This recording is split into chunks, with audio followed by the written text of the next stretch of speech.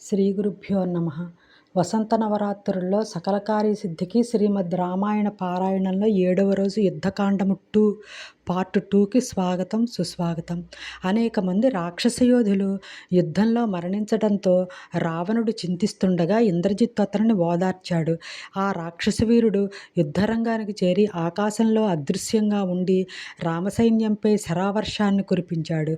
దాంతో రామలక్ష్మణులు అనేక మంది వానరవీరులు మూర్ఛిల్లగా ఇంద్రజిత్తు లంకకు చేరి తన విజయం గురించి రావణునికి తెలియజేశాడు. వానర శిబిరంలో విభీషణుడు సుగ్రీవాది ప్రముఖులను ఓదార్చుతుండగా జాంబవంతుడు హనుమ క్షేమ సమాచారం గురించి ప్రశ్నించాడు. అప్పుడు విభీషణుడు, అయ్యా, సుగ్రీవుడు అంగదుడు వంటి వానర ప్రముఖుల గురించి కానీ రామలక్ష్మణుల గురించి కానీ అడగకుండా నీవు హనుమంతుని గురించి మాత్రమే అడిగినావేమిటి అని ప్రశ్నించాడు. అందుకు సమాధానంగా జాంబవంతుడు, ఓ రాక్షసరాజా, హనుమంతుడు జీవించి ఉంటే వానర సైన్యం మొత్తం హతమైన జీవించి ఉన్నట్టే. మారుతి తన ప్రాణాలను విడిచిపెడితే మనమందరము బ్రతికి ఉన్నా చనిపోయిన వారితోనే సమానం. అతడు ప్రాణాలను ధరించి ఉన్నంత వరకు మన జీవితాలపై ఆశ మెదులుతూనే ఉంటుంది అని అన్నాడు. అంతలో స్పృహలోకి వచ్చిన హనుమంతుడు జాంబవంతుని వద్దకు చేరి ప్రణమిల్లాడు. జాంబవంతుడు మారుతితో, నాయనా, నీవు వానరులకు రామలక్ష్మణులకు ఆప్తమిత్రుడువు. వెంటనే నీవు అంతరిక్షంలో ప్రయాణించి కైలాస శిఖరానికి దగ్గరగా గల ఓషధీ పర్వతములందలి మృత సంజీవని, విశల్యకరణి, సంధానకరణి, సాపర్ణ్యకరణి అనే దివ్య ఔషధాలను తీసుకుని వచ్చి వీరందరికీ స్వస్థత చేకూర్చు అని అన్నాడు. వెంటనే మారుతి ఆ ఓషధీ పర్వతాన్ని పెకిలించుకొని వచ్చాడు. ఆ ఓషధుల ప్రభావం వలన రామలక్ష్మణులు వానరవీరులు గాయాలను పోగొట్టుకుని తేజోవంతులయ్యారు. హనుమంతుడు ఆ ఓషధీ పర్వతాన్ని తిరిగి హిమాలయాల వద్దకు చేర్చి రాముని వద్దకు చేరాడు. సుగ్రీవుని ఆజ్ఞపై వానరులు లంకను దహించి వేశారు. అంగదుడు, హనుమంతుడు మొదలైన వానరవీరుల చేతిలో అనేక మంది రాక్షస వీరులు హతులయ్యారు. శ్రీరాముని చేతిలో మకరాక్షుడు మరణించాడు. అప్పుడు ఇంద్రజిత్తు అదృశ్య రూపంలో ఉండి రామలక్ష్మణులతో పోరు సలిపాడు. శ్రీరాముడు బాణాల ధాటికి తట్టుకోలేక ఇంద్రజిత్తు యుద్ధరంగం నుంచి తప్పుకొన్నాడు. మాయావి అయిన ఇంద్రజిత్తు మాయాసీతను సృష్టించి ఆమెను హనుమంతుని సమక్షంలో వధించాడు. హనుమంతుడు ఆ వార్తను తెలుపుటకు శ్రీరాముని వద్దకు వెళుతుండగా ఇంద్రజిత్తు నికుంభిలాహోమం చేయడానికి ఏర్పాట్లు చేయసాగాడు. సీత వధింపబడిన వార్త విని చింతాక్రాంతుడైన శ్రీరాముని లక్ష్మణుడు ఓదార్చాడు. రామలక్ష్మణులు సుగ్రీవాదులు దుఃఖితులై ఉండడం చూసిన విభీషణుడు అదంతా ఇంద్రజిత్తు యొక్క మాయ అని తెలిపి వారితో ఇంద్రజిత్తు తలపెట్టిన నికుంభిలాహోమం పూర్తయితే ఆ రావణాసురుని వధించట కష్టమని చెప్పాడు. అప్పుడు నికుంభిలాహోమంని ధ్వంసం చేయడానికి శ్రీరాముడు లక్ష్మణుని పంపాడు. లక్ష్మణుడు నికుంభికా చైత్యానికి విభీషణుడు, హనుమంతుడు మొదలైన వారితో కలిసి వెళ్ళాడు. హనుమంతుడు రాక్షస సేనలను సంహరిస్తుండగా విభీషణుడి సూచనపై లక్ష్మణుడు ఇంద్రజిత్తు మీదకు విజృంభించాడు. దాంతో అభిచార హోమం ఆగిపోయింది. లక్ష్మణుడు వదలని ఇంద్రాస్త్రం వలన ఇంద్రజిత్తు మరణించాడు. ఇంద్రజిత్తును వధించిన లక్ష్మణుని శ్రీరాముడు అనేక విధాలుగా ప్రశంసించాడు. తన కుమారుడు మరణించడంతో రావణుడు దుఃఖానికి లోనై ఆ కోపంతో సీతాదేవిని వధించుటకు అశోకవనం చేరాడు. అంతలో రావణుని మంత్రి, బుద్ధిశాలి అయిన సుపార్శ్వుడు హితవచనాలు పలకగా రావణుడు మెత్తబడి వెనుతిరిగాడు. వెంటనే అతడు తన చతురంగ బలాలతో యుద్ధరంగానికి బయలుదేరాడు. రావణుల యుద్ధం రామరావణ యుద్ధంలా జరిగింది. అంటే వారి యుద్ధంలో పోల్చదగినది మరేమీ లేదు. రావణుడు శక్తి అనే బల్యంతో లక్ష్మణుని మూర్ఛితుని గావించాడు. మూర్ఛలో ఉన్న లక్ష్మణుని చూసి రాముడు అంతులేని విషాదాయానికి లోనయ్యాడు. ఆయన, ఇంక నాకు యుద్ధంతో కానీ రాజ్యంతో కానీ పని లేదు. ఏ దేశమునందైనా భార్య లభించవచ్చు, బంధువులు లభించవచ్చు, కానీ లక్ష్మణుని వంటి తమ్ముడు ఎక్కడా లభించడు అని పలుకుతూ దుఃఖించాడు. సుషేణుని సలహాపై హనుమంతుడు సంజీవని పర్వతాన్ని తీసుకువచ్చాడు. ఆ దివ్య ఔషధులతో చికిత్స చేయగా లక్ష్మణుడు చైతన్యాన్ని పొందాడు.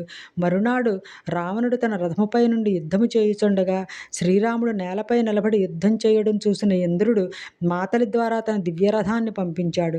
శ్రీరాముడు ఆ రథాన్ని అధిరోహించి రావణునితో అపూర్వమైన రీతిలో యుద్ధం సాగించాడు. ఎడతెరపిలేని ఆ యుద్ధంలో శ్రీరాముడు అలసిపోయి చింతాక్రాంతుడై ఉన్నాడు. రావణుడు మాత్రం యుద్ధ సన్నద్ధుడై ఆయన ఎదురుగా నిలిచి ఉన్నాడు. అప్పుడు ఆకాశంలో దేవతలంతా కలిసి ఆ దృశ్యాన్ని చూస్తున్న అగస్త్యుడు శ్రీరాముని సమీపించి సమస్త విజయాలను ప్రసాదించిన ప్రసాదించే ఆదిత్య హృదయాన్ని ఆయనకు ఉపదేశించాడు. ఆ మంత్రాన్ని జపించిన శ్రీరాముడు వేదమంత్రములలో అభిమంత్రించి బ్రహ్మాస్త్రాన్ని రావణునిపై ప్రయోగించాడు. ఆ దివ్యాస్త్రం రావణుని శిరస్సులనన్నింటినీ ఖండించి వేసింది. దాంతో రావణుని కళేబరం నేలకూలింది. దాంతో రాక్షసులందరూ తలకు దిక్కుకు పారిపోయారు. నేలపైన వానరవీరుడు, ఆకాశంలో దేవతలు సంతోషంతో జయ జయధ్వానాలు చేశారు. తన అన్నగారు మరణించినందుకు విభీషణుడు పరిపరి విధాల విలపించాడు. ఎంతైనా సోదరబంధం విడదీయరానిది కదా. క్షత్రియ ధర్మాన్ని అనుసరించి యుద్ధంలో వీరమరణం పొందిన వారి కోసం విలపించడం తగదు అని రాముడు విభీషణుని ఓదార్చాడు. రావణుని మరణవార్త విని అంతఃపుర స్త్రీలందరూ విలపిస్తూ యుద్ధభూమికి చేరారు. రావణుని పట్టపురాణి అయిన మండోదరి తన భర్త కళేవరంపై పడి విలపిస్తూ తన పరాక్రమంతో ముల్లోకాలను ఆక్రమించిన రావణుని వధించి శ్రీరాముడు ఒట్టి మానవమాత్రుడు కాదు, ఆయన ఆదిమధ్యాంతరహితుడైన శ్రీమన్నారాయణుడే. ఈ విషయాన్ని ధర్మాత్ముడైన మీ సోదరుడు విభీషణుడు ముందుగానే చెప్పినా మీరు ఆ హితవచనాలను వినిపించుకోలేదు అంటూ విలపించింది. లోకకంటకుడైన రావణునికి అంతిమ సంస్కారాలు చేయుటకు సుముఖంగా లేని విభీషణుని వద్దకు శ్రీరాముడు వెళ్ళి, బలసంపన్నుడైన నీ సోదరుడు లోకానికి కీడు చేసిన మాట వాస్తవమే, కానీ వ్యక్తి మరణించేంతవరకే శత్రుత్వము, ఆ తర్వాత శత్రుత్వాన్ని విడిచిపెట్టాలి అని పలుకుతూ విభీషణుడు రావణుడికి అంత్యక్రియలు చేసే ఏర్పాట్లను నిర్వహించాడు. శ్రీరాముని ఆదేశంపై లక్ష్మణుడు విభీషణుని లంకారాజ్యాధిపతిగా పట్టాభిషేకం చేశాడు. రఘురాముని ఆజ్ఞ మేరకు హనుమంతుడు లంకానగరం చేరి శ్రీరాముని విజయగాథను సీతాదేవికి తెలిపాడు. ఆమె వెంటనే శ్రీరామచంద్ర ప్రభువుని దర్శించడానికి ఉత్సుకత చూపింది. ఆ సందేశాన్ని మారుతి రామునికి తెలిపాడు. శ్రీరాముడు సీతాదేవిని తన సమక్షానికి తీసుకుని రమ్మని విభీషణుని ఆజ్ఞాపించాడు. విభీషణుని ఆజ్ఞపై పరిచారికులు సీతాదేవిని సర్వాలంకార శోభితగా అలంకరించి అక్కడికి తీసుకువచ్చారు. లోకోపవాదానికి భయపడిన శ్రీరాముడు ఆమెను స్వీకరించడానికి విముఖత చూపగా, సీతాదేవి నేను త్రికరణ శుద్ధిగా అన్ని విషయాలలోనూ రఘురామునే అనుసరించి ఉంటే అగ్నిదేవుడు నన్ను కాపాడుగాక అని ప్రార్థించి అగ్నిలోనికి ప్రవేశించింది. అప్పుడు అగ్నిదేవుడు సీతామాతను తీసుకుని వచ్చి ఈమె మహాపతివ్రత అని అందరి ఎదుట పలికి ఈమెను స్వీకరించని శ్రీరామునితో అన్నాడు. అప్పుడు రాముడు తన ధర్మపత్ని అయిన సీతను స్వీకరించాడు. శ్రీరాముని కోరికపై దేవేంద్రుడు యుద్ధంలో చనిపోయిన వానర వీరులందరినీ సజీవులను చేశాడు. అనంతరం శ్రీరాముడు విభీషణునితోనూ సుగ్రీవునితోనూ కలిసి అయోధ్యకు బయలుదేరాడు. సీతాదేవి కోరికపై కిష్కింధలో ఉన్న వానర స్త్రీలందరినీ కూడా విమానంలో ఎక్కించుకున్నారు. వారంతా భరద్వాజాశ్రమంలో విడిది చేయగా రాముడు తన రాకను గురించి భరతునికి తెలుపడానికి హనుమంతుని పంపించాడు. ఆ వార్త వినగానే భరతాదులందరూ ఎంతో సంతోషించారు. పుష్పక విమానం నందిగ్రామం చేరగానే భరతుడు మొదలైన వారందరూ సీతారాములకు సాదరంగా స్వాగతం పలికారు. భరతుడు శ్రీరాముని పాదములకు పాదుకలను అలంకరించాడు. శ్రీరాముడు భరత శత్రుఘ్నులను అక్కున చేర్చుకున్నాడు. వశిష్ఠుని ఆదేశంపై వానరవీరులు అనేక నదీనదముల నుండి 4 సముద్రముల నుండి పవిత్ర జనములను తీసుకుని రాగా వశిష్ఠాది మహర్షులు దేవతలు కలిసి శ్రీరామునికి కోసల రాజ్యానికి పట్టాభిషిక్తిని చేశారు. ఆకాశం నుంచి పుష్పవృష్టి కురిసింది. అయోధ్య పౌరులలో ఆనందం వెల్లివిరిసింది. శ్రీరాముడు సుగ్రీవాదులు తగిన రీతిలో సన్మానించి వారి వారి రాజ్యాలకు పంపించాడు. శ్రీరాముని పరిపాలనలో అయోధ్య పౌరులు సుఖ సంతోషాలతో గడిపారు.